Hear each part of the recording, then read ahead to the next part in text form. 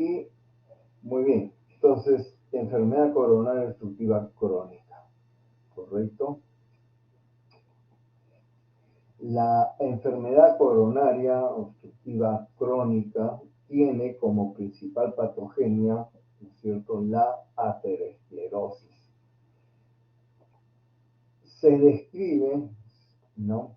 Hay publicaciones de artículos en relación a pacientes que han hecho enfermedad coronaria como consecuencia de enfermedades como vasculitis, ¿no?, relacionadas principalmente a enfermedades del colágeno, sea lupus, dermatomiositis, esclerosis, qué sé yo, pero son algunos artículos anecdóticos, como se dice, ¿no?, muy raros, muy escasos. Igualmente por radiación, donde en pacientes que han recibido sobre todo radioterapia, sea por cáncer de pulmón, por cáncer de mama, y que por vecindad, el corazón estando ahí, igualmente ha sido radiado, se ha inflamado el pericardio, el epicardio, y bueno, se ha pegado, qué sé yo, y ha condicionado que se estrechen las coronarias, ¿no es cierto?, llevándola a una enfermedad coronaria por este motivo. Y como habrán visto en uno de los seminarios, el primer seminario que corresponde a trauma torácico, ¿no?, entre sus principales temas, ahí se describe que un trauma severo en la cara anterior del tórax podría llevar, ¿no es cierto?, a un trauma del epicardio, específicamente las coronarias, y tiempo después presentarse, o inmediatamente después del trauma presentarse, los signos propios de una enfermedad coronaria. Pero todas ellas, como se dice, son casos raros, casos muy escasos. La principal patogenia en más del 90 y tanto por ciento es la aterosclerosis. Ahora bien, sin ánimos a entrar a hacer un detalle de salud pública, diremos pues que esta es una de las principales enfermedades, si bien la principal enfermedad de salud pública, sobre todo en países desarrollados, donde se invierten ingentes cantidades de dinero para tratar de controlar o de disminuir las cifras. Sin embargo, cada año es más y más en aumento las cifras de muerte por esta causa, o sea, el infarto de miocardio propiamente dicho.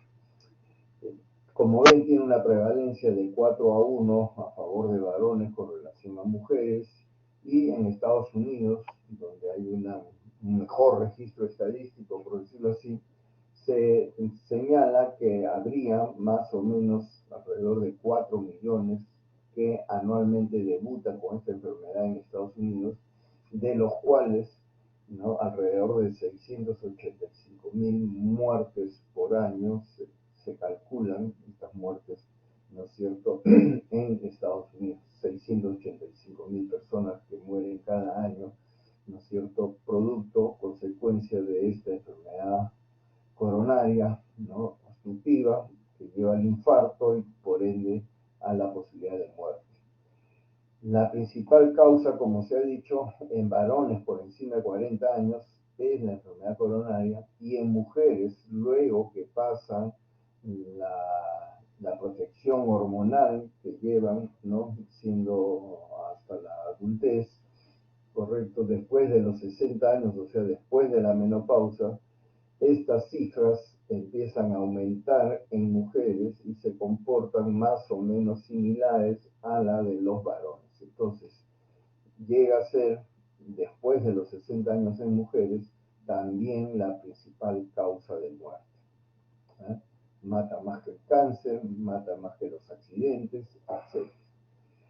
Ahora, sin tener que profundizar mucho en lo que es la fisiopatogenia de cómo se forma la placa aterosclerótica, se describe, se dice que en el endotelio, ¿no es cierto?, las células endoteliales, algunas de ellas captan esta concentración de lípidos que viene en la sangre circulante y los absorben, no digo que los fagociten, sino los absorben, que en circunstancias no muy claras, en un momento dado se produce la eclosión de estas células, ¿no?, que estaban llenas de lípidos y que dejarían en el intersticio una suerte de amalgama, ¿no?, conformada por los lípidos, la sangre, el líquido intersticial, sales, etcétera, que van formando una especie de amalgama, ¿no es cierto?, que se va endureciendo y que va tapizando el endotelio,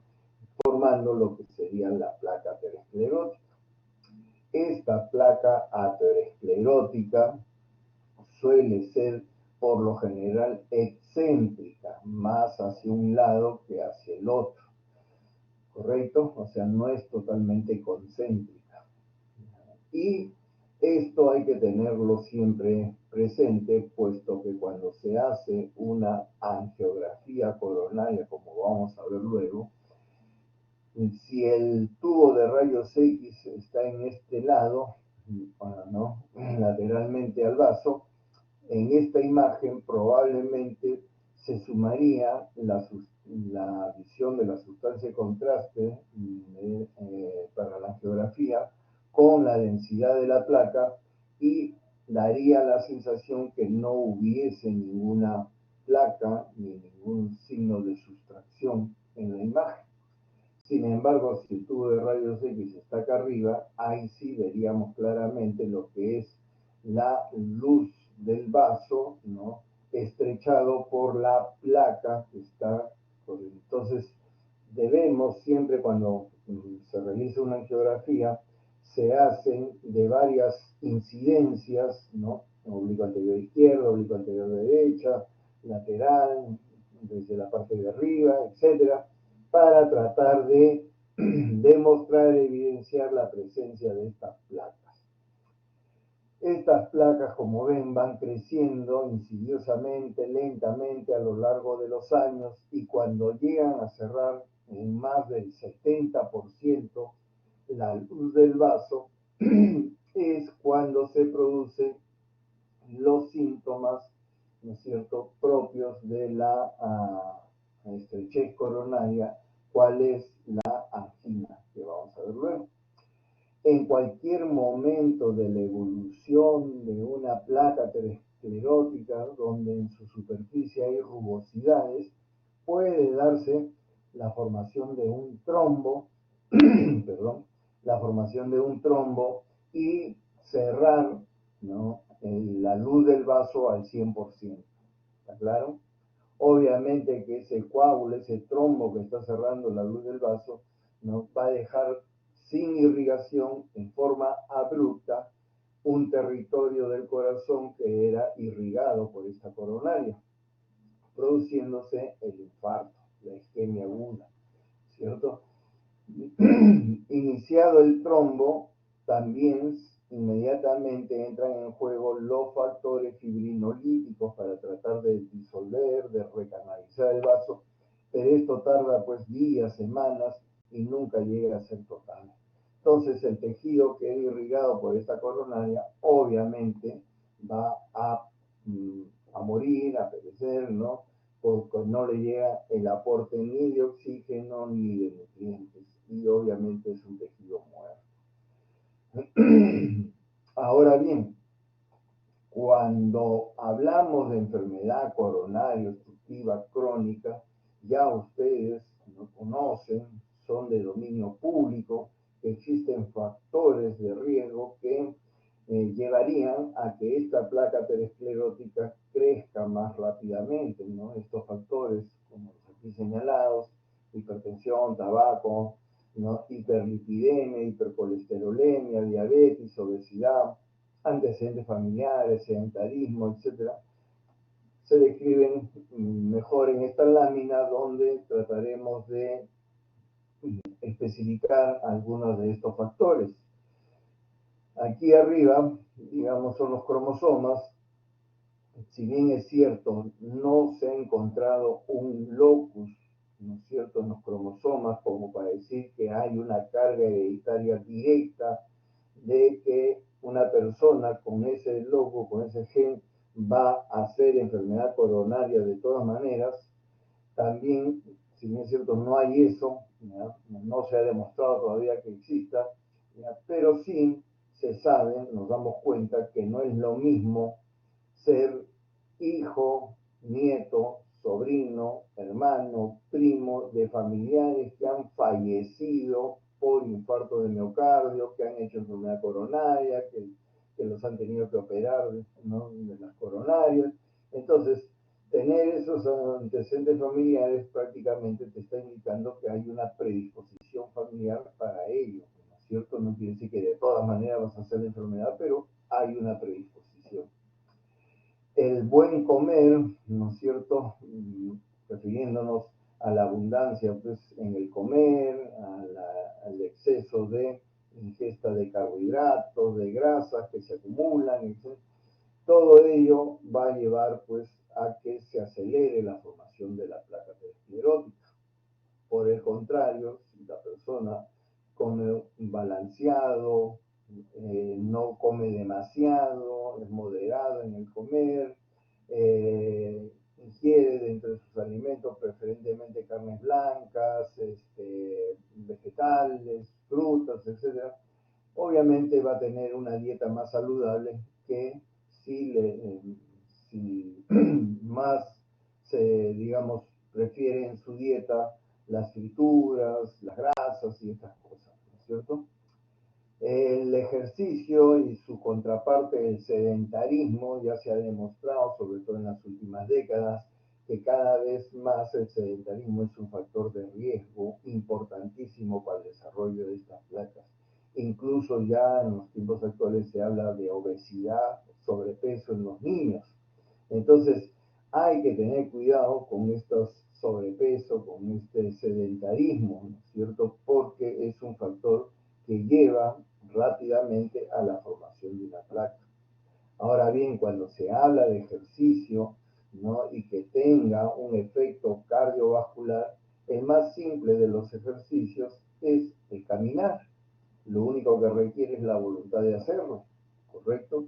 Pero para que realmente sea efectivo, hay que salir a caminar una distancia no menor de 25, 30 cuadras, ¿cierto? 20, 30 cuadras, que equivale, pues, a unas 10 cuadras de ida, unas 10 de vuelta, un poco más, y que en tiempo más o menos equivale a unos 40 minutos, 60 minutos, ¿cierto? Entonces, ese caminar a un paso, no necesariamente corriendo ni a paso acelerado, sino un paso normal, pero sostenido en ese tiempo y a esa distancia, definitivamente va a tener un efecto benéfico en el sistema cardiovascular en general.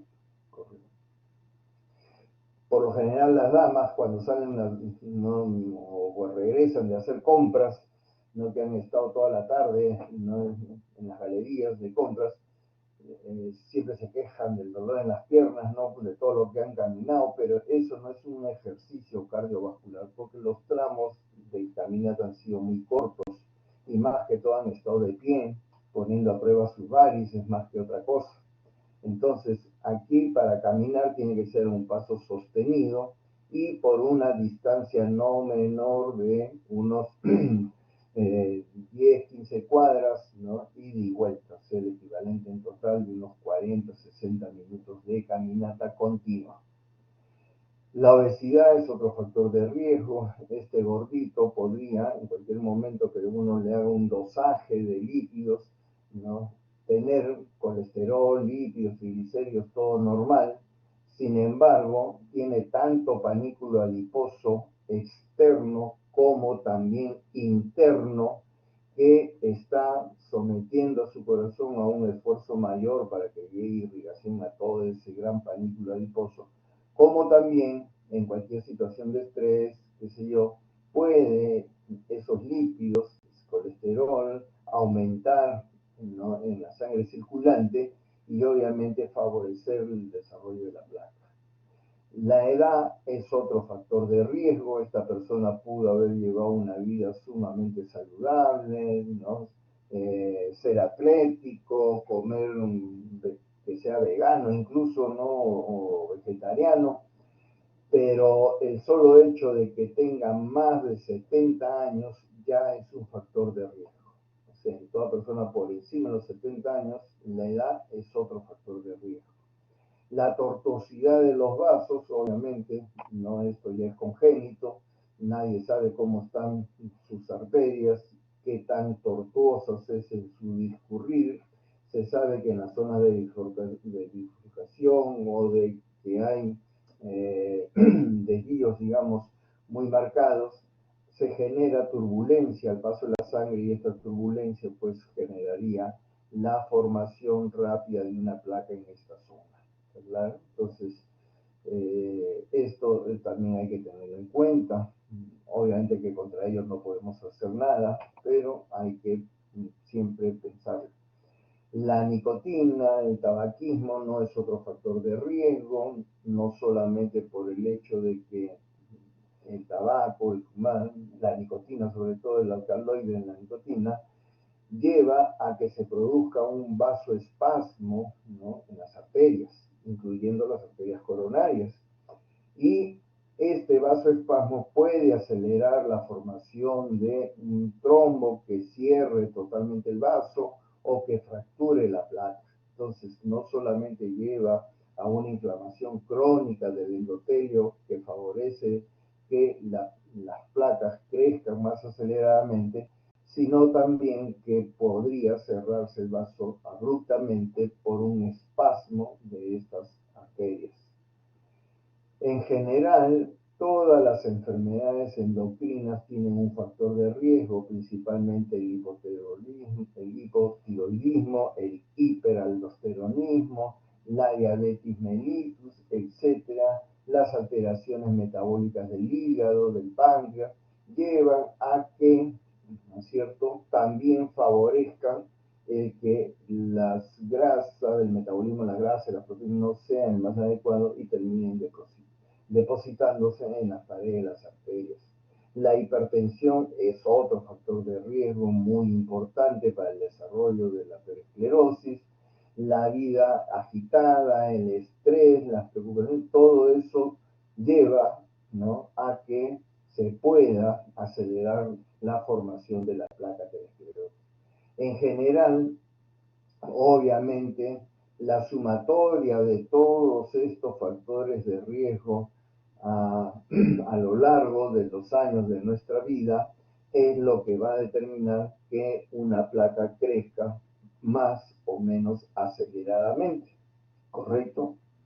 Ahora bien, se dice que prácticamente desde que un niño deja la lactancia materna y pasa a dieta general, ¿no?, desde ese momento se estaría iniciando la aterosclerosis. Entonces, por cuestiones cronológicas, todos los aquí presentes, ustedes y yo, somos ateroscleróticos. Obviamente que por cuestiones cronológicas yo debo ser más aterosclerótico de lo que son ustedes. Pero si alguno de ustedes tiene la desgracia pues, de ser diabético juvenil, de tener problemas endocrinológicos, de tener alguna enfermedad del colágeno, problemas, ¿no?, de diferentes tipos, podría, ¿no?, en este caso particular, esta persona ser más aterosclerótica de lo que yo soy por cuestiones de edad. ¿Está claro? Entonces, ahora bien, hemos dicho que cuando la luz del vaso se cierre en más del 70%, se va a producir el síntoma, ¿no es cierto?, que es la angina, el dolor al pecho, la angina pectoris. Y esta angina se produce porque se da un desbalance entre la demanda con la oferta. La demanda generada por la cantidad de nutrientes y de oxígeno que requieren las células del miocardio para cumplir con su función de contracción, función mecánica, y el aporte que viene por las coronarias, ¿correcto? Si la coronaria está cerrada, entonces le va a llegar poco aporte de sangre. Cuando la persona está en reposo, como estamos ahorita, ¿no?, a pesar que, bueno, yo estoy hablando, pero ustedes están en reposo, ¿no?, teóricamente el aporte de sangre que les llega por las coronarias es más que suficiente para la irrigación de todo el miocardio. Pero cuando hacen algún esfuerzo físico, ¿no? Sea salir a correr o que hagan sobre todo un ejercicio en forma brusca, súbita, sin previa calistenia ni preparación, ese corazón, para cumplir con esta exigencia mecánica de correr, de levantar un peso, qué sé yo, va a tener que latir más fuerte, ¿no es cierto?, y a mayor velocidad. Y obviamente para latir más fuerte y a mayor velocidad necesita más aporte de sangre, con más oxígeno, puesto que la energía, ¿no?, que produce o que genera las células del miocardio para cumplir con esta función, o sea, el ATP, lo obtienen por la oxidación precisamente de las grasas, de los carbohidratos, ¿correcto? Ustedes lo recuerdan bien eso. Pero si, dado el esfuerzo, dada la demanda, hay una obstrucción en la coronaria, por más que quiera, no le va a llegar más aporte de sangre. Y ese músculo va a tener que, para cumplir con la función, ¿no?, mecánica que le están exigiendo, va a tener que hacer, va a tener que hacer uso de un metabolismo no oxidativo, que ustedes recuerdan, y que este metabolismo no oxidativo va a generar la producción de hidrogeniones, ácido láctico, se va a producir edema de la membrana, edema intersticial, y se va a manifestar por dolor, que por ser en el pecho es la angina pectoris. Entonces, lo que hemos descrito es el primer eslabón de la angina, que es denominada por eso angina estable o angina de esfuerzo. ¿Está claro? Es la persona que, por ejemplo, si está en su vehículo, se le bajó la llanta del carro, ¿no?, se detiene, abre la maletera, saca la llave de tuerca, la gata, qué sé yo, y a la hora de hacer el esfuerzo de desajustar las tuercas, el esfuerzo y ¡pum!, le viene el dolor al pecho, ¿no? O que va a una fiesta, una reunión, y acordándose de sus buenos tiempos, sale a bailar su rock and roll, su merengue, y de pronto, ¡pum!, el dolor al pecho. Entonces, ese primer evento de dolor al pecho, ¿no?, de angina, que le duele con tal intensidad que la persona se queda media asustada, lo obliga a tener que respirar profundo, tranquilamente, le va pasando, ya fue el primer campanazo. En otra oportunidad hace otro esfuerzo, nuevamente el dolor. Entonces, esta persona, si no tiene otras comorbilidades, ¿no es cierto?, se va a dar cuenta de que cuando hace el gran esfuerzo le viene el dolor. Entonces, como ya es cuarentón, cincuentón, sobre todo 50, 60 años, obviamente va a empezar a modular sus esfuerzos para no llegar a un esfuerzo extremo que le produzca el dolor. ¿Correcto? Entonces ya si va a una fiesta ya no baila rock and roll, sino baila su guarachita, sus baladas, ¿no es cierto? Y si se le bajó la llanta del carro, ya no es él, ¿no?, el que se atreve a poner la gata y a usar la llave de tuerca, sino llama al touring, auxilio mecánico, y ya que vengan y le cambien la llanta, pues eso lo remolque, ¿no? Entonces, definitivamente empieza a evitar esos grandes esfuerzos. Puede caminar, puede hacer una vida no normal, porque no, mientras no haga el gran esfuerzo, no le viene el dolor. ¿Está claro? Y así aprende a vivir y puede estar así por años. Obviamente que si tiene alguna otra comorbilidad, por ejemplo, que sea diabético, hipertenso, qué sé yo, va a consultar con el clínico y el clínico le va a dar las recomendaciones en relación a los factores de riesgo para que obviamente trate de bajar de peso, trate de caminar más, no fume, etcétera, etcétera. Eso fuera del tratamiento para la hipertensión o para la diabetes. Y así también puede estar algunos años. Obviamente que la aterosclerosis es algo que no se detiene, que avanza lenta, sigilosamente, día a día y se van a ir formando placas en más coronarias o las que ya tenía no van a ir creciendo cada vez más y llega un punto en que ya no necesita el gran esfuerzo para que le venga el dolor. Ya este dolor puede desencadenarse a moderados o a mínimos esfuerzos, un susto, una cólera, una impresión, ¡pum!, le viene el dolor. Entonces, ya esta persona, si no tenía otras comorbilidades, se asusta porque ya no sabe en qué momento le va a venir el dolor y recién ahí va a consultar con el clínico y el clínico lo va a derivar inmediatamente al cardiólogo y obviamente el cardiólogo en estas circunstancias de angina inestable lo podrá medicar unos días, ¿no es cierto?, para ver cómo le va, pero si la respuesta como se supone no es buena, porque ya las lesiones son muy abundantes, entonces le va a indicar el cardiólogo ahí la realización de una angiografía coronaria. Hasta antes, mientras esté con angina estable, si lo controla un clínico o un cardiólogo, ¿no es cierto?, le pedirá pues un test ergométrico, le pedirá dosaje de un lipidograma, le pedirá su ecocardiografía, le hará todas las pruebas no invasivas disponibles como para más o menos mantenerlo al paciente por un tiempo mesurado. Pero cuando ya el paciente entra a la categoría de angina inestable, ¿no?, el tratamiento farmacológico fracasa, ya no está cumpliendo el objetivo, cada vez el dolor se le viene con más intensidad y a menores esfuerzos, entonces ya es el momento donde el cardiólogo le indica la realización de la angiografía coronaria, puesto que considera que el tratamiento farmacológico está fracasando y el paciente está en riesgo inminente de infarto de miocardio. ¿Está claro? Entonces, antes de esta condición, mientras el paciente esté en angina estable, no es requisito hacerle ninguna angiografía. Cualquiera de nosotros, si se hace una angiografía, siempre vamos a ver la evidencia de pequeñas plaquitas, pero eso es parte propio de la edad y que conforme avanzamos en edad, esas placas pueden quedarse así o ir avanzando muy lentamente, ¿no es cierto?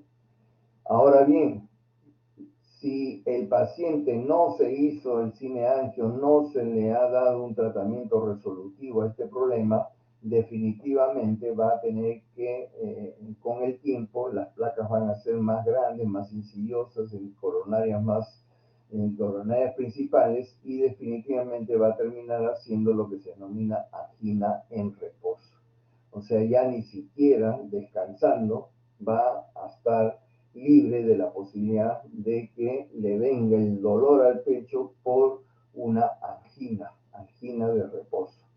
Aquí, si consulta con el cardiólogo le va a decir que es urgente la realización de la cineangiografía, de la angiografía coronaria, ¿no es cierto?, puesto que el paciente en estas condiciones de angina en reposo está en riesgo inminente de muerte por infarto.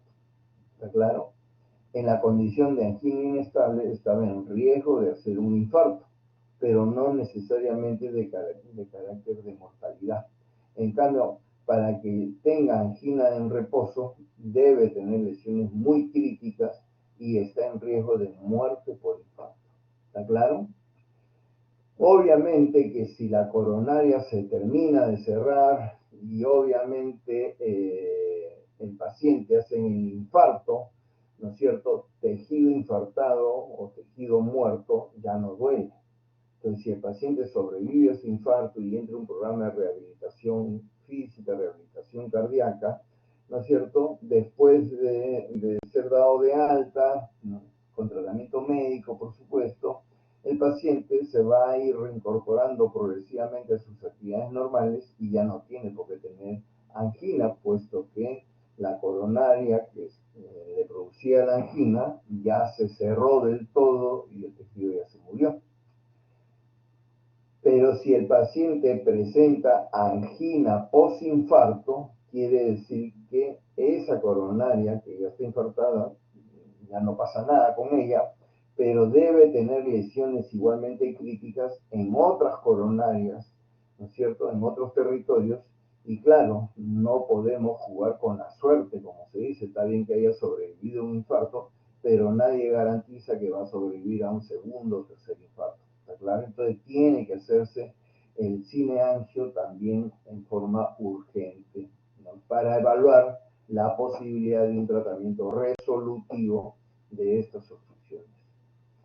Obviamente que cuando se tapa la coronaria es el infarto de miocardio, pues no del tejido que es irrigado por esta coronaria, y cuando se da, ¿no?, a lo largo de los años que varias coronarias están sufrientes y se van tapando una ramita, después otra y otra, puede llevarlo al paciente a un grado de insuficiencia cardíaca congestiva y finalmente a la muerte. Muerte que se denomina súbita porque no sabemos cuándo se va a producir, pero que en realidad, viendo toda esta evolución fisiopatológica, diremos que es crónica de una muerte anunciada, ¿no es cierto? O sea, ya si va pasando de angina estable, inestable, angina de reposo, ya hizo un infarto, definitivamente va a morir producto de un infarto en cualquier momento, ¿no es cierto? Ahora bien, esta imagen es bastante elocuente respecto a demostrar, pues, ¿no?, el paciente cómo llega a la emergencia, sobre todo, ¿no?, con el dolor al pecho, se irradia a la cara interna del brazo, hacia el cuello, etcétera. Pero lo que también resalto es el hecho de la expresión del paciente. Cuando le viene ese dolor opresivo en el pecho, el paciente lo que siente es que se va a morir. Lo que pasa es que psicológicamente hablando, el corazón es sinónimo de vida. Por ende, si nos está fallando el corazón, es sinónimo de muerte. Entonces, el temor a la muerte nos hace llevar una gran carga de ansiedad, de angustia. El paciente se pone pálido, sudoroso, frío. El dolor no puede ni respirar y generalmente es la persona que ya se siente morir. Incluso cuando el paciente llega a la emergencia y uno los interroga, pues, no, respecto a la intensidad del dolor, muy expresivamente agarran ese doctor y tienen un dolor pero de muerte, ¿no? O sea, porque se sienten morir. ¿Está claro? En esta diapositiva vemos, ¿no?, para explicar más claramente esto que estamos hablando, en la cual todos los aquí presentes, ¿no?, y yo me uno de este grupo, podemos tener lesiones pequeñas en las coronarias, ¿no es cierto?, pero somos asintomáticos, no tenemos angina. Todavía no nos ha dado nunca un cuadro anginoso. Entonces, el flujo directo de las coronarias, conforme se va cerrando por el crecimiento de la placa, en la mayoría de personas va a generar que haya una disminución de ese flujo coronario directo y que por lo tanto se vayan desarrollando colaterales. Colaterales que vienen del mismo vaso, de una zona proximal a una zona distal, o de las coronarias vecinas, para tratar de suplir el déficit generado por la placa que está obstruyendo una coronaria. ¿Está claro? Entonces, estas colaterales son tan eficientes que a veces bypassean, ¿no?, a la zona de obstrucción, y es por eso que el paciente llega a la categoría de angina inestable. Es el paciente que, si no hace el gran esfuerzo, ese desarrollo de las colaterales le mantiene un flujo suficiente como para que haga su vida casi normal, ¿no es cierto?, y que no tenga angina. ¿Está claro? Obviamente que si hace un esfuerzo mayor, ahí le viene el dolor, y obviamente que las colaterales tiene que hacer reposo para que en ese momento el flujo se compense el déficit que se está. Si las placas aumentan, va a llegar pues, ¿no? a un momento en que la angina de estable pasa a inestable. Obviamente que ya se han desarrollado colaterales, pero no siempre, ¿no? en cantidad suficiente como para evitar que de angina estable pase a angina inestable. De todas maneras, la luz de la coronaria se va cerrando mucho más y el déficit es mayor. Y cuando se cierra totalmente la coronaria, te va a producir el infarto de miocardio, pero que en la gran mayoría de veces no es mortal. ¿Está claro? El paciente hace su infarto, lo hospitalizan, le dan el tratamiento, después entra un programa de rehabilitación cardíaca y sale, continúa con su vida. ¿Está claro? En cambio, en los cuales la lesión es pequeña, pero como hay una disfunción en el endotelio del vaso de las coronarias, ¿no? Lleva a que esta placa que se está formando, que todavía está pequeña, ¿no? 30, 40, 50%, que todavía no produce síntomas, en ciertas circunstancias se fracture. Y en esas grietas genera, ¿no? La ruptura plaquetaria genera que se produzca una trombosis agregada sobre esa zona donde se ha fracturado la placa y obviamente se va a formar un trombo que va a cerrar en forma abrupta toda la coronaria, ¿no es cierto? Cerrada toda la coronaria se va a producir pues, un infarto del miocardio que como no ha dado tiempo del desarrollo de buenas colaterales, termina en la mayoría de veces siendo un infarto fatal, produciendo muerte súbita. ¿Está claro? Es la típica, probablemente ustedes hayan tenido oportunidad de escuchar conversar a sus padres, a sus familiares, ¿no? Cuando a veces agarran y preguntan, oye, ¿qué es la vida de fulano? ¿Te has visto con él? ¿Cómo? ¿No te has enterado? Dice el otro. Se murió, pues le dio un infarto fulminante y ahí quedó. Pero ¿cómo? Si hace 2 meses, mes y medio, nos hemos visto en la reunión de fulano y el hombre estaba que bailaba, fumaba, tomaba, todo perfecto. Imagínate, estaba de lo más bien, no tenía ningún dolor de angina ni nada y de pronto, ¡pum!, muerte súbita. ¿Está claro? Por infarto fulminante. ¿Está? Entonces, eso son las condiciones por las cuales los pacientes llegan al hospital y requieren un tratamiento cuando están en angina inestable, ¿no es cierto?, para tratar de prevenir, ¿no?, de que la enfermedad avance y tratar de darle un tratamiento resolutivo a este problema. Entonces, el diagnóstico de la enfermedad coronaria, ya ustedes lo han visto a la sociedad en su curso de cardiología, obviamente todo parte de la historia clínica, de ver los factores de riesgo, pueden hacerle todas las pruebas no invasivas mientras el paciente esté en la condición de angina estable, pero cuando pasa a la condición de angina inestable, ahí sí amerita la realización del cateterismo cardíaco y específicamente la angiografía coronaria. ¿Está claro? El tratamiento médico, tal vez ustedes lo conozcan más de lo que manejo yo más dedico a operar que a manejarlo clínicamente, pero todos estos productos se utilizan para tratar de demorar, por decir así, el desarrollo de una enfermedad aterosclerótica de necesidad quirúrgica.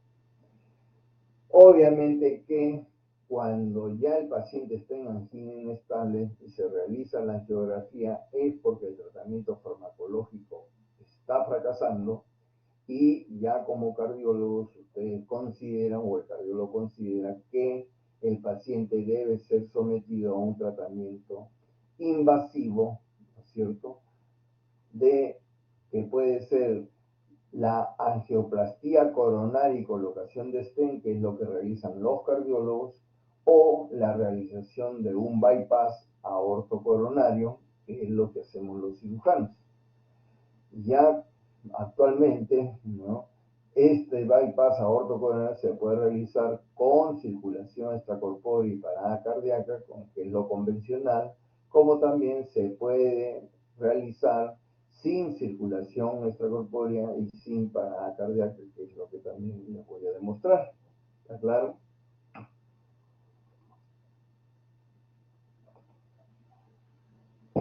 siempre es bueno recordar algo de la anatomía de las coronarias, ¿correcto?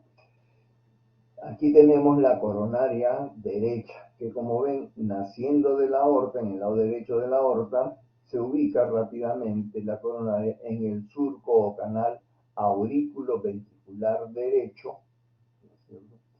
Y luego, donde termina la aurícula, ahí se divide en una coronaria descendente posterior y la ventricular posterior.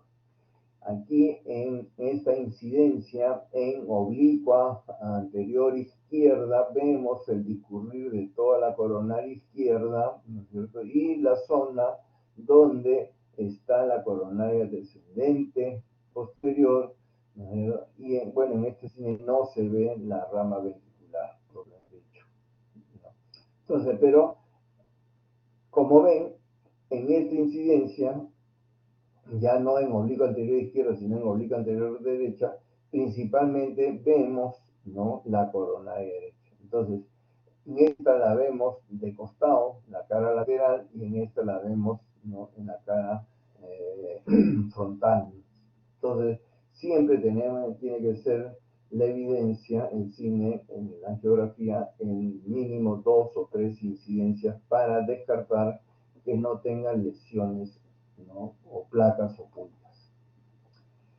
Esta es la coronaria izquierda. Como ven, naciendo de la aorta mediante un tronco pasa detrás de la arteria pulmonar y ahí inmediatamente se divide en una coronaria muy importante que va circundando, ¿no?, el corazón al lado izquierdo, que se ubica en el surco canal aurículo-ventricular, y que, como está circundando, lleva el nombre de circunfleja, ¿correcto?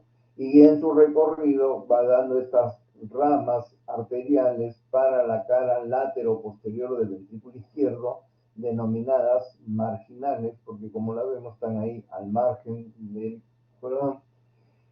Y la otra gran rama es la coronaria descendente anterior, que se ubica entre los dos ventrículos en la cara anterior, o sea, en el surco canal interventricular anterior. La descendente posterior, que ya hemos visto, rama de la coronaria derecha, se ubica en la cara diafragmática o posterior del corazón. Entonces, esta arteria coronaria izquierda, ¿no?, se encarga de irrigar principalmente la aurícula y el ventrículo izquierdo, como también la parte anterior del septum interventricular. ¿Está claro? La coronaria izquierda, la coronaria derecha se encarga de la irrigación de la aurícula y ventrículos derechos, y la descendente posterior se encarga de la irrigación principalmente de la cara posterior o sea, del ventrículo derecho y la parte posterior del septum interventricular. ¿Okay? Entonces, habiendo revisado las coronarias y la fisiopatología de la arteriosclerosis y de la evolución de la enfermedad, ¿no?, veremos ahora los conceptos de la indicación para cirugía, para bypass aortocoronario, porque no todo paciente con enfermedad coronaria va a terminar siendo operado. Entonces, tenemos que siempre seleccionar los casos, verlos bien, ¿correcto? Y entonces la primera indicación para cirugía, como vemos acá, es oclusión del tronco de la coronaria izquierda mayor del 50%. Y ustedes dirán, doctor, pero ¿cómo es posible que le diagnostiquen una lesión del tronco de la coronaria izquierda del 50% si usted ha dicho que mientras no llegue a 70% no va a tener síntomas? Lo que pasa es que probablemente este paciente realmente venga porque tiene lesiones, oclusión de vasos, con lesiones de más del 70% en varias coronarias. Se le hace el cine y se le evidencia que también tiene lesión en el tronco de la coronaria. Obviamente no vamos a esperar que esta lesión del tronco progrese hasta 70%, pues, ¿no? Basta que ya tiene más del 50%, este paciente pasa a la condición de ser un paciente de necesidad quirúrgica urgente. O sea, la mayoría de pacientes que vienen a la consulta, ¿no? Y que manifiestan angina y que pasaron de angina estable a inestable, se le indica el cine coronario, la angiografía coronaria, el cateterismo cardíaco, pero vienen el día de la cita en forma ambulatoria, ¿no es cierto? Ya la realización del cine coronario es ambulatorio, es por anestésico local, la punción, pasan el catéter, le disparan las citosis de contraste y ven las coronarias.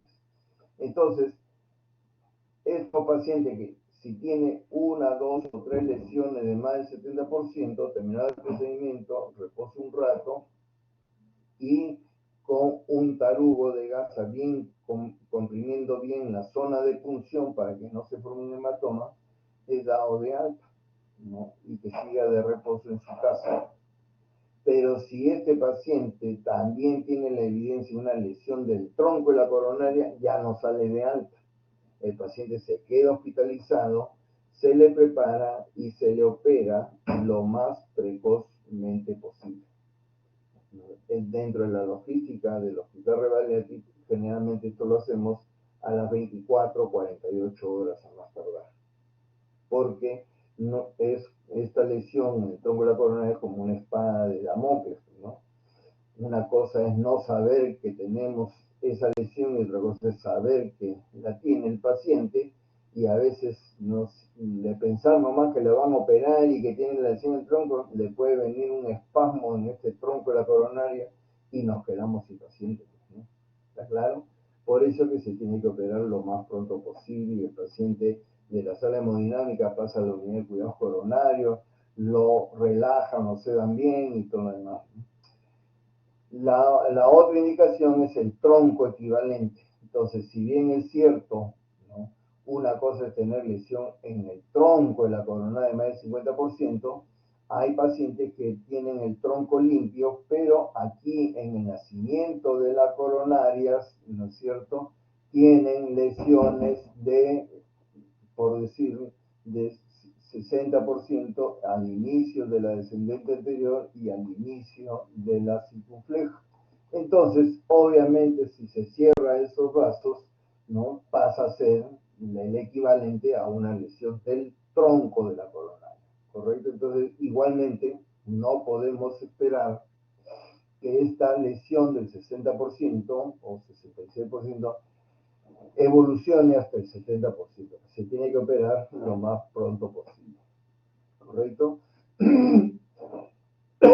Perdón. Enfermedad de la descendente anterior extensa. Se dice que cuando la lesión en la coronaria descendente anterior, ¿no es cierto?, es extensa, puede, una lesión corta de la descendente anterior, puede ser factible hacerle angioplastía y colocación de stent. Por ejemplo, una lesión que sea, por decirlo así, chiquita, ¿no? Se puede hacer angioplastía y colocación, pero si esta lesión es extensa, ¿no es cierto?, y como le digo, más de 1 centímetro de largo, definitivamente no es recomendable hacer angioplastía y colocación de stent. Debe de ir a un bypass aortocoronario como estamos haciendo. ¿Está claro? Obviamente que si el paciente está en angina inestable y hay falla de tratamiento, es la indicación precisa para la realización del cine y de la necesidad operatoria. Ahora bien, si un paciente va a ser operado, imaginémonos, de una valvulopatía adquirida, llámese insuficiencia aórtica, estenosis aórtica, insuficiencia mitral, qué sé yo, o recién a esta edad, ¿no?, le han diagnosticado una cardiopatía congénita, imagínense una comunicación interauricular pequeña, pero que hay que cerrarla. Si el paciente tiene más de 40 años y ha tenido el antecedente de ser fumador, debe realizarse de todas maneras el cine coronario, ¿no es cierto?, la angiografía coronaria, para descartar que no tenga lesiones en las coronarias. Y si las tuviese, ese paciente en el mismo acto operatorio debe de realizarse la cirugía de la válvula, sea valvuloplastía o reemplazo valvular, o el cierre de la cardiopatía congénita, cierre del CIA, y además hacerle el bypass aortocoronario de las coronarias con lesiones críticas. ¿Está claro? Todo en el mismo acto operatorio. Ahora bien, les decía que la cirugía de bypass aortocoronaria, ¿no es cierto?, de todas maneras hay que seleccionar a los pacientes. Existen algunas situaciones en las cuales no podemos decir que haya contraindicación, sino más bien una mala indicación, por decirlo así. Así tenemos que si un paciente está en angina estable y se le detecta lesión única de la coronaria circunfleja o de la coronaria derecha, definitivamente es una mala indicación, porque para empezar, teóricamente, no debieron haberle hecho ningún cine coronario si estaba en angina estable. Y se le indicaron y le encontraron estas lesiones en la coronaria derecha o en la circunfleja. Ahora estas patologías se tratan con angioplastía y colocación de stent. ¿Está claro? O sea, no es que sea una contraindicación, sino que no ha sido una buena indicación. Pero normalmente, cuando un paciente llega a la emergencia con un infarto de miocardio y que se comprueba pues, que está haciendo, ¿no?, aumento de enzimas cardíacas, el electrocardiograma demuestra pues, inicialmente alteraciones en el segmento ST, T negativa, o ya la presencia de la onda Q, que nos indica que hay una zona de infarto. Entonces, este paciente, obviamente, si todavía está hemodinámicamente estable, se le puede apoyar con un inotrópico, se le da su oxígeno, su morfina, se le pasa observación, de ahí subirá a la unidad de cuidados coronarios y el paciente se irá poco a poco compensando, ¿no es cierto? Entonces ya pasa el dolor al pecho y esa zona infartada entra en una fase de remodelación. Eso es la evolución natural. Si el paciente que llegó en estas condiciones se le hace un cine, ¿no es cierto?, y se evidencia que tiene lesiones críticas en varias coronarias, se le programa para un bypass aortocoronario. Si tiene, ¿no es cierto?, si es una cirugía electiva, programada, una vez que está compensado, entonces es una cirugía que tiene un riesgo de morbimortalidad operatoria no mayor del 3 al 5%. En cualquier hospital, en cualquier servicio de cirugía torácica y cardiovascular del mundo, estamos ahora con esa, ¿no?, ese riesgo de morbimortalidad operatoria de que llega hasta el 5%. Entonces, es una cirugía segura, ¿no? El bypass aortocoronario, hay más del 90% de seguridad de que las cosas deben salir bien. Ahora bien, es muy diferente cuando el paciente llega a la emergencia con tremendo infarto, una zona extensa de infarto, y el paciente está hemodinámicamente inestable, en shock cardiogénico, en insuficiencia cardíaca congestiva. El paciente ya no se hospitaliza ni siquiera en la unidad de cuidados coronarios, sino de frente en la UCI. Hay que sedarlo, hay que intubarlo, hay que conectarlo a un ventilador. Obviamente está con todas las drogas inotrópicas, pueden necesitar el balón de contrapulsación para mantener un poco la presión arterial, o sea, ayudar a ese ventrículo que está, ya que no puede ni latir por el infarto. Entonces, esos pacientes que están en esas condiciones por un infarto reciente, en shock cardiogénico, en insuficiencia cardíaca congestiva, en la mejor de las UCIs, en lo mejor de los hospitales, tiene un riesgo de morbimortalidad de alrededor de casi 70%. O sea, de todos estos pacientes que llegan en estas condiciones hasta la UCI, no más del 30% salen más o menos bien. La mayoría, el 70%, fallece en las siguientes 24 horas, ¿correcto?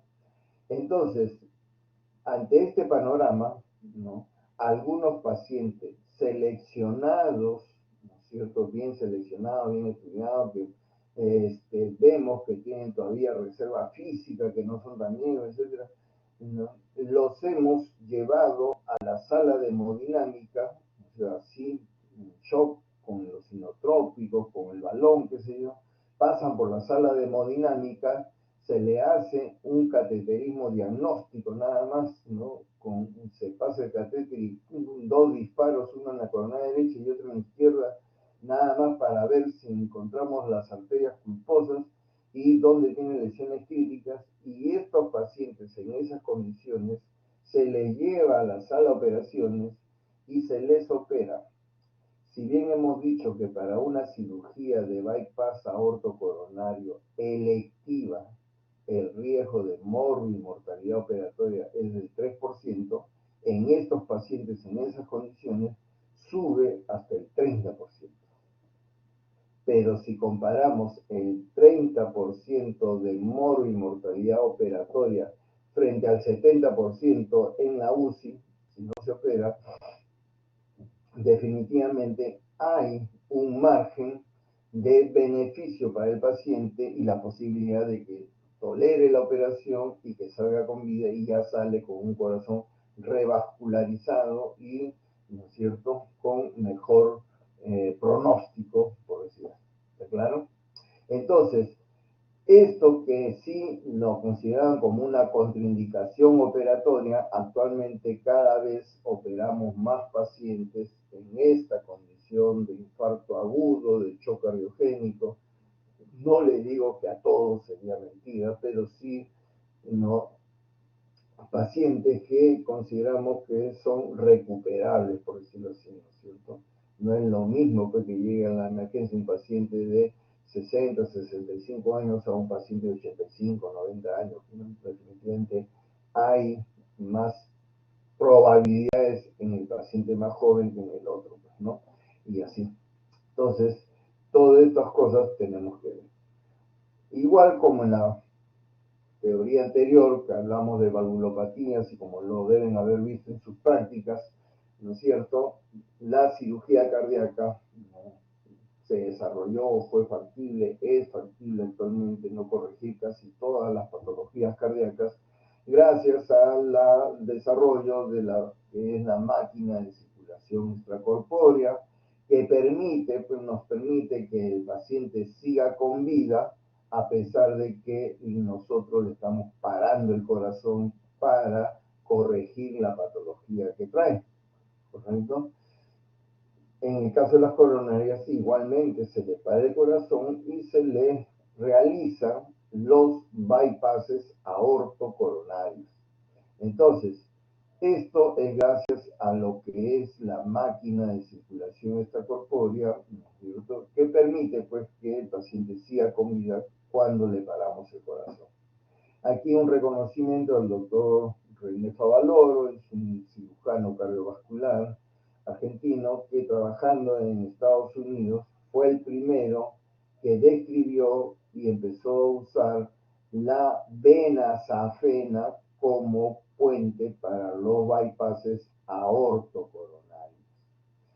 ¿Correcto? Entonces, el doctor Favaloro, prácticamente en esa época, en ese momento, pasó a ser pues, casi un premio Nobel, ¿no? Creo que le dieron un reconocimiento de premio Nobel en medicina por este descubrimiento, este uso, y trabajó en Estados Unidos hasta muchos años y después regresó a su país, Argentina, y en Buenos Aires ahí fundó lo que se denomina el Instituto Instituto Favaloro, que es un referente a nivel mundial, sobre todo a nivel sudamericano, en relación a lo que es la cirugía cardíaca, trasplante cardíaco, las enfermedades de corazón, etc. Es un instituto. Igual como existe el Instituto de Corazón en Sao Paulo, igual como tenemos nosotros el Instituto de Corazón y los hospitales, desgraciadamente el Instituto de Corazón nuestro eh, como le falta un poquito más de investigación. Y claro, es todo cuestión, un problema económico, pues el seguro está toda la vida en crisis económica de todo lo que le roban los políticos, ¿no? Entonces, pero ese es otro tema. Entonces, a nivel de la estrategia para revascularización, nosotros, como ven, podemos usar la arteria mamaria para un puente directo, por lo general, a la coronaria descendente anterior, y si también tiene lesión en la diagonal, primera o segunda diagonal, podemos hacer el puente secuencial con una anastomosis lateral en la diagonal y de ahí pasar a una anastomosis terminal de la mamaria en la descendente anterior, ¿correcto? Entonces, eso es lo que en la actualidad es lo más común.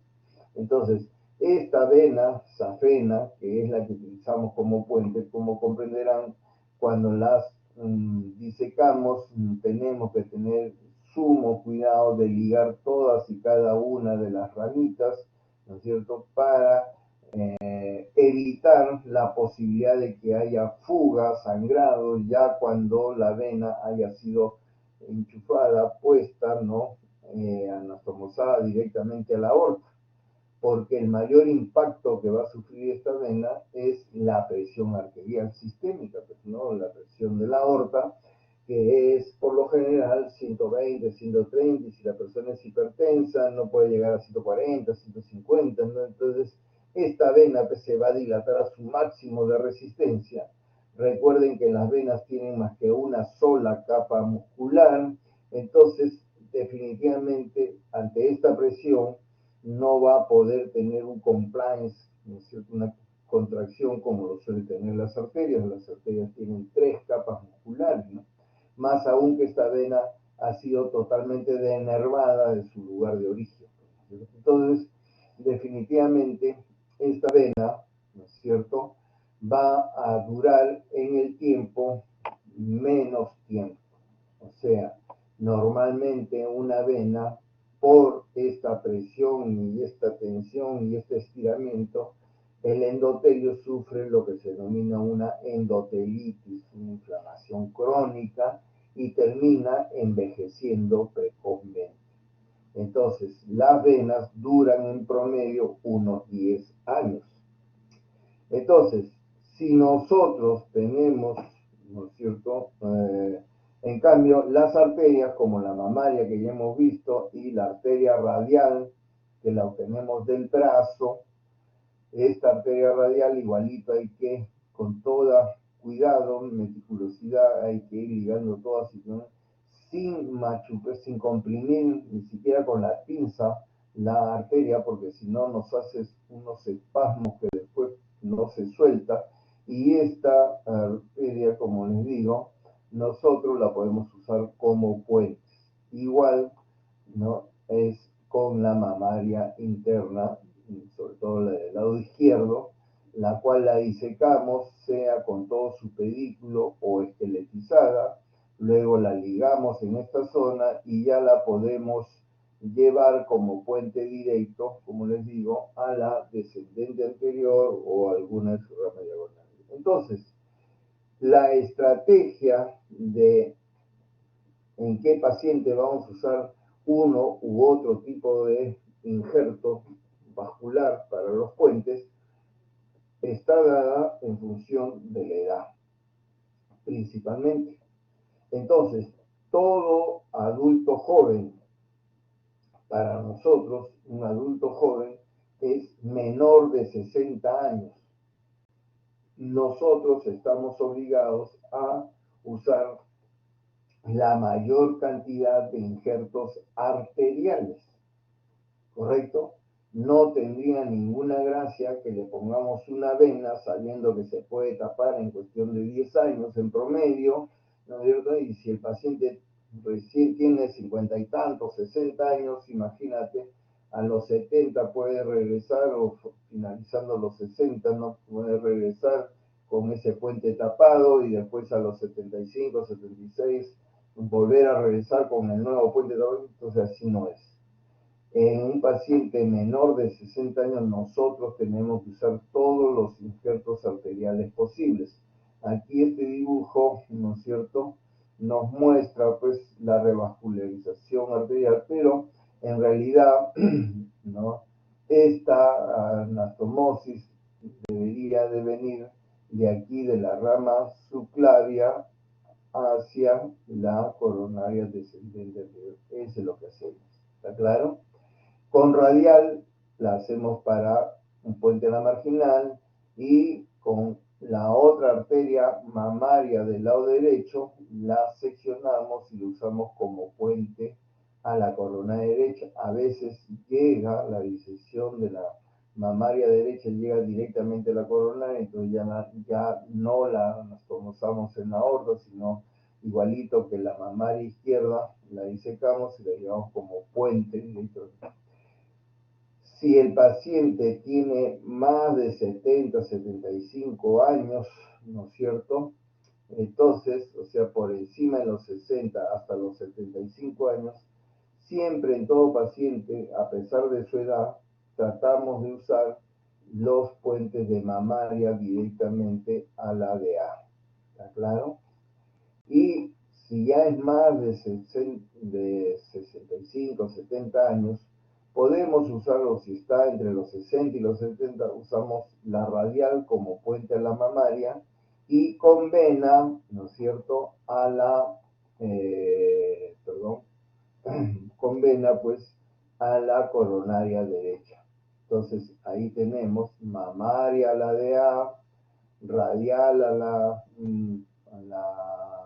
marginal, ¿no es cierto?, a cualquiera de las ramas de la circunfleja, primera, segunda marginal, y el tercer puente ya a la derecha. Por lo general no nos sentimos, digamos, mal de usar la vena, porque esta vena, como es cortita y recta, ¿no?, calza bien en la derecha y ha demostrado tener una buena duración.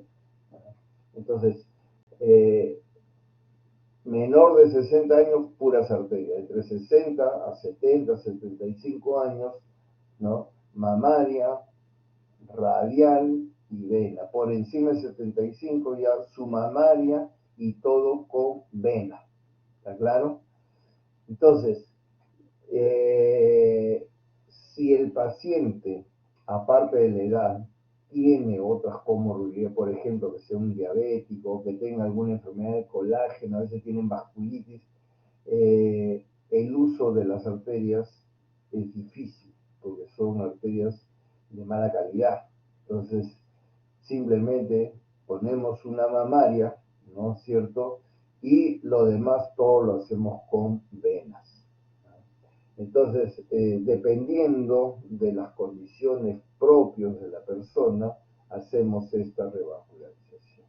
Ahora bien, con el desarrollo de la extracorpórea, pues, y de la parada cardíaca, empezó pues un despegue de la cirugía cardíaca, pero así todo el mundo empezó a operar corazón, y ya con los años se fueron viendo algunas cosas no tan buenas, ¿no? Por ejemplo, que si la duración de la extracorpórea, ¿no?, es más de hora y media, 2 horas y media para adelante, definitivamente siempre van a haber efectos deleterios en el organismo. Pulmón de shock, cierto grado de insuficiencia renal, problemas cerebrales, no edema cerebral, etc. Si por el contrario el paciente, como ahora cada vez las poblaciones viven más, ya nos llegan pacientes cada vez más añosos, recién con enfermedad coronaria, pero que a veces ya tienen un pulmón no duro, fibroso, producto de que ha fumado demasiado o ha trabajado en minas, qué sé yo, o tiene cierto grado de insuficiencia renal, o ha tenido un accidente cerebrovascular, o tiene alteraciones metabólicas por fallas en el hígado, etcétera, etcétera. Entonces, todas estas comorbilidades llevan a que ponerlo al paciente en circulación extracorpórea, esas cifras que le he dado, ¿no?, de riesgo de mortalidad aumentarían grandemente, ¿no? Y habría pacientes que definitivamente ya no podríamos operar porque el riesgo operatorio sería muy alto. Entonces, en estas circunstancias, a estos pacientes que tenían mucho riesgo, ¿no?, se puso en escena, se desempolvó, por decir así, una técnica de revascularización del miocardio, descrita en los años 50 por un ruso, el doctor Kolosov, quien, ¿no es cierto?, describió esta técnica de revascularización del miocardio sin circulación extracorpórea. Bueno, en esa época no había circulación extracorpórea, sino simplemente dijo él, revascularización del miocardio usando la arteria mamaria. Y lo hacía, pues no, pasando un punto, ¿no?, en, si mi mano es el corazón y las venas del dorso de mi mano son las coronarias, nosotros queremos hacer un bypass, pasaba un punto proximal, un punto distal, el ayudante tiembla esos hilos y esto quedaba así. Entonces, en esa zona donde estaba la coronaria templada, ahí, como se dice, sin equilibrio, hacía su anastomosis, de la mamaria a la veana.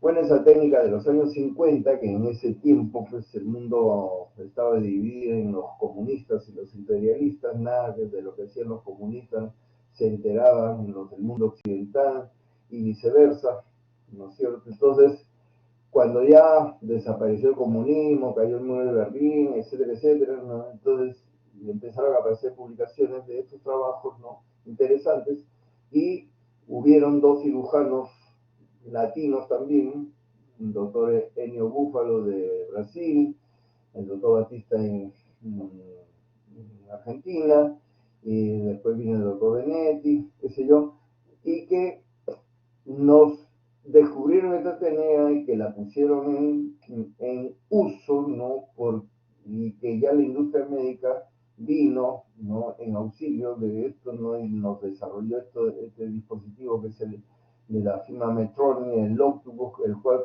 ¿no?, como ven, es como una patita de máquina de coser que en la parte de abajo tiene unos agujeros y por succión chupa y se adhiere pues al epicardio, y al ajustar esta manivela queda más. A ver, les voy a pasar un ratito el video de cómo funciona, cómo hacemos esta cirugía, para que, como se dice, va a darle un dibujo de 1000 palabras, entonces se los voy a mostrar, y en la cual van a ver ustedes que nosotros vamos a poder revascularizar sin parada cardíaca.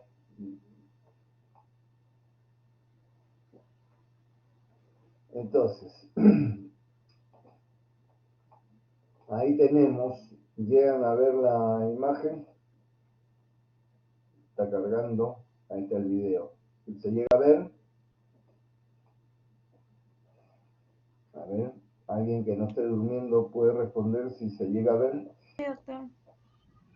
Ya, qué bueno. Entonces, como ven, acá no hay ninguna manguera, ninguna cana, nada de la circulación extracorpórea. Y estamos ahí, yo ahorita lo voy a volver a pasar el video para írselo describiendo. Estamos con el corazón que está latiendo todo y que hemos disecado ya la mamaria, está ahí con su bulto, estamos poniendo este dispositivo que, como ven, por succión de estas mangueritas se chupa y se adhiere al epicardio. Y al ajustar esta manivela, esta área ya no se mueve como si el corazón estuviese parado. Todo el corazón sigue latiendo normal y, como ven, ahí estamos haciendo la anastomosis estamos abriendo la coronaria descendente anterior. Aquí estamos usando otro dispositivo, este de acá, que es el Starfish, la punta de esta campana tiene forma de una estrella de mar, entonces por el mismo principio de succión se pega y con eso estamos levantando al corazón. El corazón sigue latiendo y con esto permite que nosotros podamos ver la cara látero-posterior del corazón, donde están las arterias marginales, ramas de la circunfleja. Entonces, a este paciente le vamos a hacer un puente, como ven, ahí está la vena y la coronaria, segunda marginal, que le estamos haciendo el puente, ¿no es cierto?, de vena en esta segunda marginal, y ustedes ven que no es que se vea el cirujano que esté apurado, corriendo, ni mucho menos, ¿no? Más aún, estamos haciendo eso, y luego lo hacemos eh, con la coronaria derecha. Aquí el mismo Starfish ha permitido levantarlo ahora al corazón hacia el lado izquierdo. Nos evidencia la coronaria derecha, donde ya hemos terminado de confeccionar con vena el puente, la anastomosis distal. Vean ustedes el grosor de la sutura que usamos para hacer esta anastomosis, prácticamente más delgada que un cabello, ¿no es cierto? Este es el polipropileno 7 ceros, y que vamos a empezar a amarrar para ya completar la anastomosis. Como ven, estamos revascularizando o hemos revascularizado todas las coronarias del corazón, ¿no es cierto?, sin mayor problema, y esto se permite gracias a estos dispositivos, y lo único que se requiere es un entrenamiento, ¿no es cierto?, de parte del cirujano, ¿no?, para que pueda, ¿no?, hacer esta cirugía con cierta garantía de seguridad. Entonces, esta técnica ha permitido que nosotros en pacientes ancianos y todo lo demás podamos operarlos con bajo riesgo operatorio, ¿ya? Entonces, sigue siendo el riesgo operatorio menor, ¿correcto? Y obviamente lo que empezó con estos pacientes de edad avanzada, como vimos que era una técnica segura y que permitía que nosotros podamos así revascularizar las coronarias de cualquier paciente, ¿no es cierto?, ya lo empezamos a hacer no solamente en viejos, sino en todos los pacientes, sea que utilicemos mamaria o que utilicemos vena o que utilicemos la arteria radial, ya podemos todas las coronarias revascularizarlas, ¿no es cierto?, con esta técnica.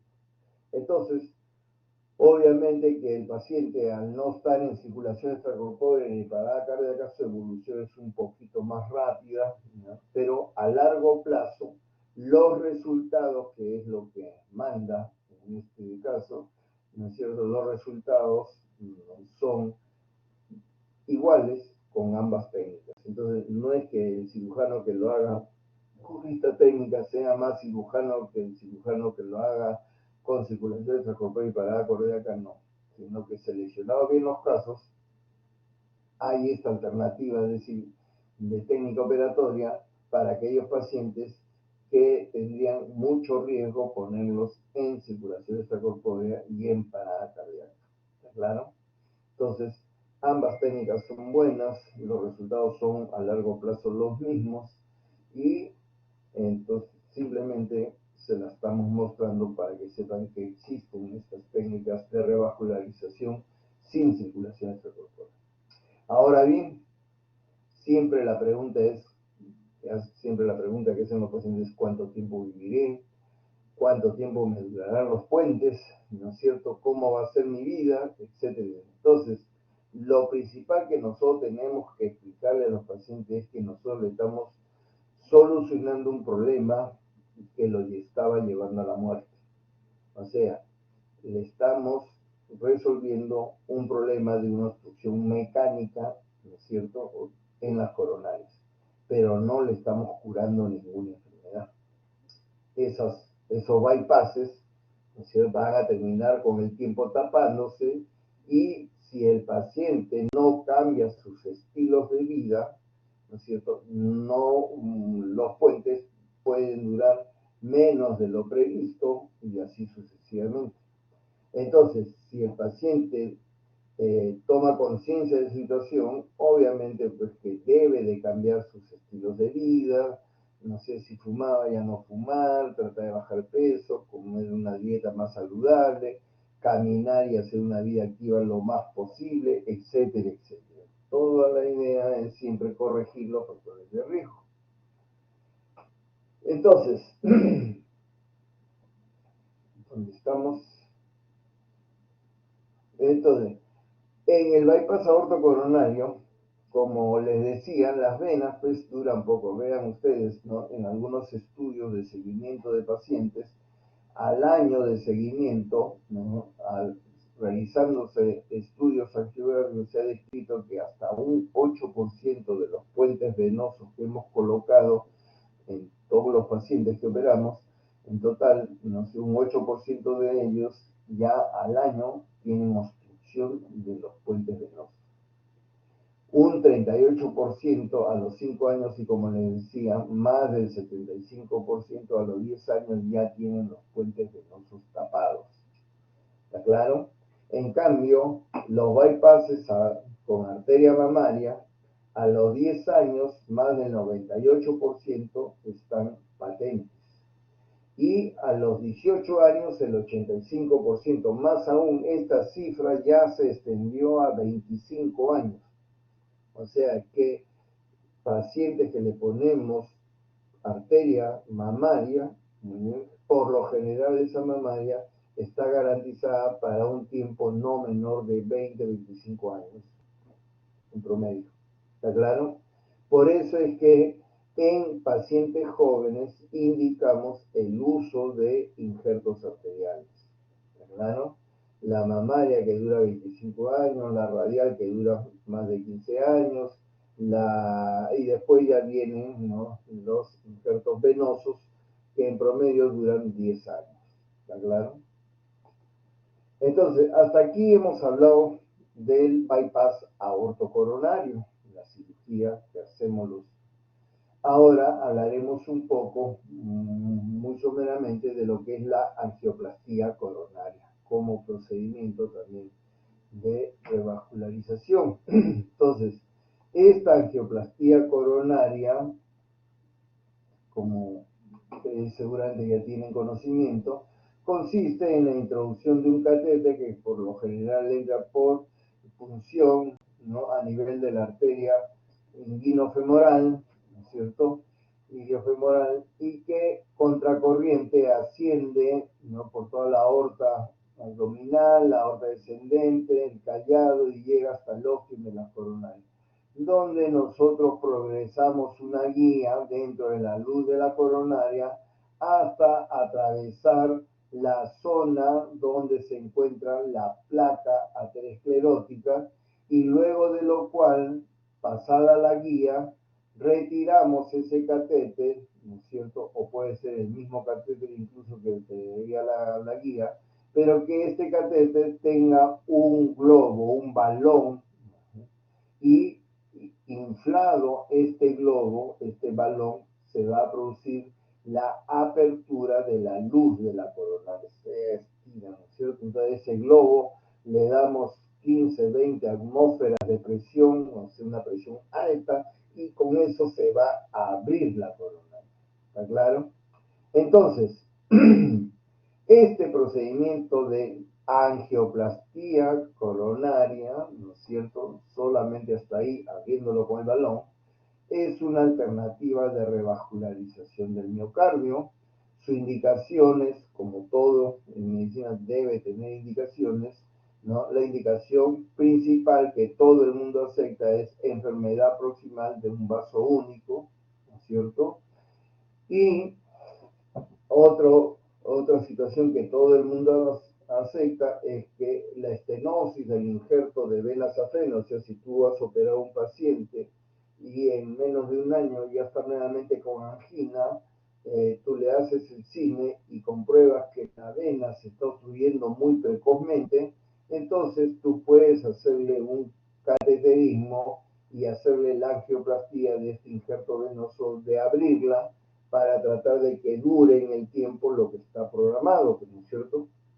Lo otro, y aquí me salteo una indicación previa, ¿no? Lo otro es luego de un infarto de miocardio en las primeras horas, como hemos dicho. Un paciente que está en la UCI con shock cardiogénico, inestable por infarto agudo reciente, ese paciente, como les dije, lo llevamos a la sala hemodinámica.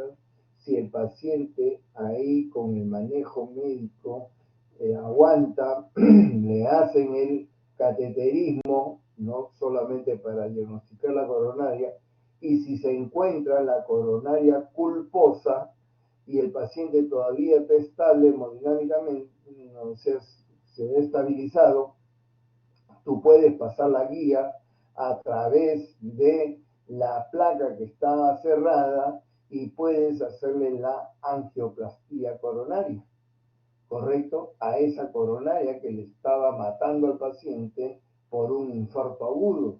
Y si es dentro de las primeras horas, definitivamente este paciente ya no va a hacer operaciones, sino regresa a la UCI porque al haberle abierto la coronaria se va a revascularizar, a reperfundir todo ese músculo que estaba sufriendo, que estaba muriendo, y va a empezar a recuperar sus capacidades, se va a oxigenar, se va a nutrir bien, y en cuestión de horas tú le tomas un electro de control al paciente y no encuentras huellas de la zona infartada.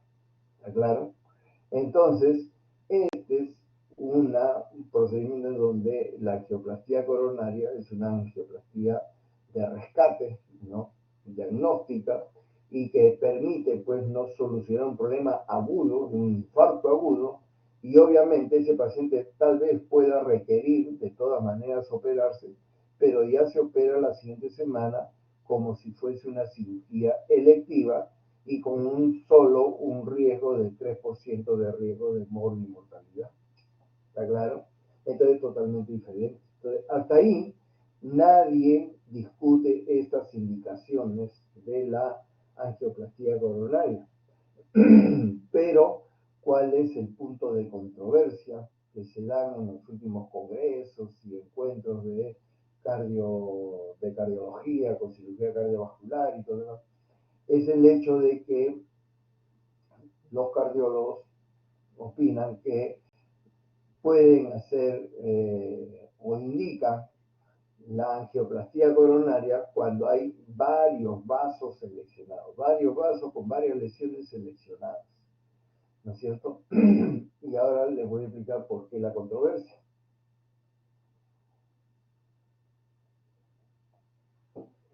Obviamente que la angioplastía coronaria por sí sola lo que produce es un alivio inmediato de la angina. Paciente que ha sido sometido a una angioplastía coronaria, que estaba anginoso, que tenía angina no estable y que estaba evolucionando a la angina inestable, le hacen la angioplastía y ese paciente pues ya no siente dolor, ¿no? Y puede hacer esfuerzo, puede hacer todas sus actividades normales. Entonces estos pacientes, ¿no? Se sintieron muy bien, ¿no? Con el procedimiento, pero al cabo de meses, aún estando anticoagulado el paciente, ¿no es cierto? Empezaron a aparecer pacientes que regresaban con reestenosis, ¿no? Vean ustedes, 50% antes del año. Y como ustedes comprenderán, ¿no? De 10 pacientes, 5 regresaban antes del año haciendo una reestenosis de la coronaria que le habían hecho la angioplastía, y muchos de los cuales ni siquiera llegaban a la emergencia porque se producía un tremendo infarto que los mataba. Entonces, esta técnica fue incluso cuestionada en sus inicios porque decían, oye, le vas a abrir la coronaria ahora y dentro de unas cuantas semanas o meses se va a estar muriendo el paciente, ¿dónde está el beneficio? Mejor que se quede con su angina y que vaya a una cirugía, ¿no es cierto? Es en esa circunstancia que aparece la industria médica y que, ¿no? Genera, produce lo que se denomina el stent. Entonces, ya habiendo hecho la angioplastía con el catéter balón, se saca ese catéter y se trae uno que ya junto con el balón viene, ¿no?, revestido de una malla de titanio, que al inflar el globo, esta malla se estira y se empotra contra la pared. Entonces, es esta malla la que va a impedir que se produzca la restenosis. No es que la coronaria se vuelve a cerrar la placa. Lo que sucede es cuando se hace solamente la angioplastía coronaria, como ustedes comprenderán, la placa, como les he explicado, no es un tejido elástico, ni siquiera es puro colágeno. Es una amalgama, ¿no es cierto?, dura, ¿no?, sólida como una mayólica, y que al inflar, ¿no?, y darle 15, 20 atmósferas de presión, esto lo que va a producir es el estallamiento de la placa. Y al estallar, esta placa le va a quedar un sinnúmero de grietas, donde ahí era que se depositaban los trombocitos, las plaquetas, y terminaba produciendo la trombosis del vaso y la restenosis de la lesión, y por ese motivo los pacientes, ¿no es cierto?, morían por un cuadro de trombosis. Entonces, en estas circunstancias es que obviamente, ¿no es cierto?, el stent no permitió que con esa malla se revisten las placas por dentro, y más aún los stents actuales ya vienen revestidos de una solución, ¿no?, ¿cómo se llama? Una solución antitrombótica, ¿ya? Entonces, estas STEM han permitido que esta cifra de casi restenosis de más del 50% antes del año se reduzca a alrededor de 30% a 3 años. Y más aún, este estudio ya, ¿no?, actualmente está llegando prácticamente a los 8 años, o sea, ya no es 3, sino 8 años, ¿correcto? Entonces, esto ha permitido, pues yo que fuera, tengo una lesión única de un vaso, me hacen mi angioplastía, me colocan mi stent, ya sé que voy a poder, ¿no?, vivir con ese stent promedio 8 años, y si yo mejoro mi estilo de vida, mi calidad de vida, que puedo hacerlo durar tal vez más tiempo, pues, ¿no? Entonces, y siempre hay la probabilidad, el beneficio, como se está haciendo ahora, de que dentro de un stent que ya tiene más años, ¿no es cierto?, se vuelve a pasar el catéter con otro stent y se le vuelve a abrir, y ese queda un stent empotrado dentro del otro stent, ¿no es cierto?, abriendo esa, ¿no?, y por otros 8 años más, en promedio, etc. Entonces vean ustedes cómo con un stent para una lesión única, todo el mundo feliz y contento.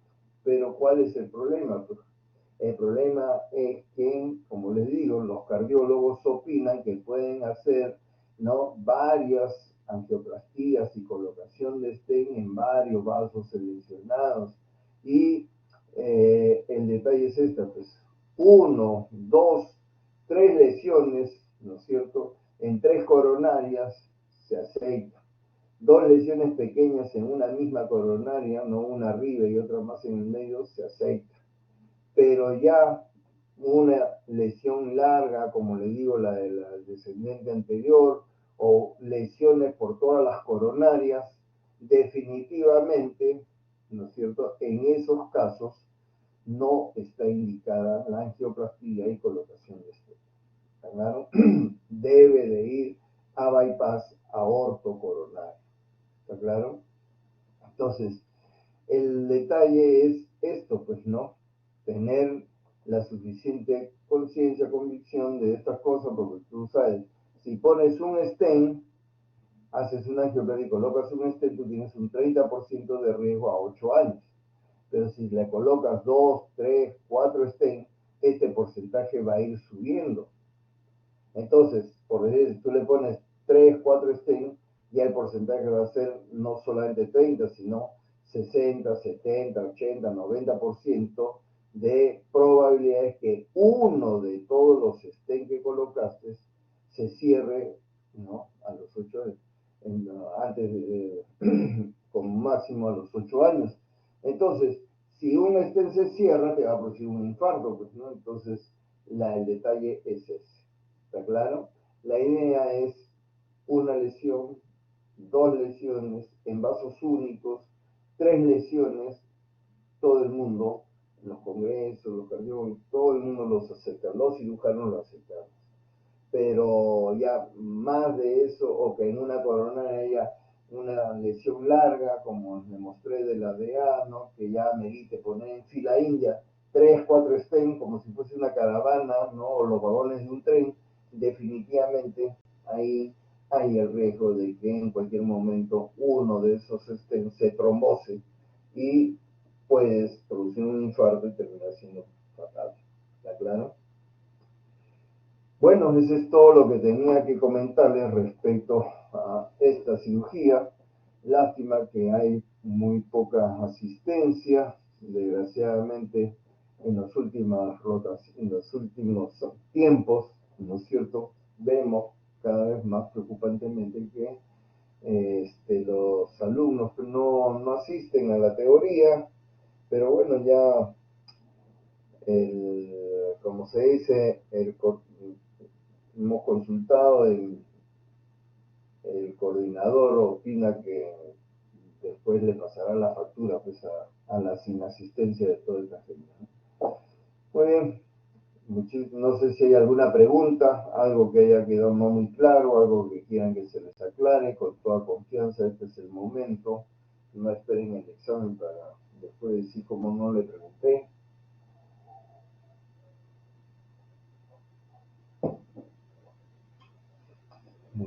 ¿No hay preguntas? Muy bien, muchísimas gracias entonces por su atención. Ya será hasta en cualquier otra oportunidad. El domingo no se olviden que es el examen, ¿no? Para todos, ¿no? Así que vamos a ver si este examen va a ser, si es el domingo, tendrá que ser como siempre a las 8 de la mañana. De ellas se irán a celebrar con sus padres, que no puede ir padre. Muy bien. Gracias por su atención. Ya será hasta la próxima vez. Muy buenas tardes.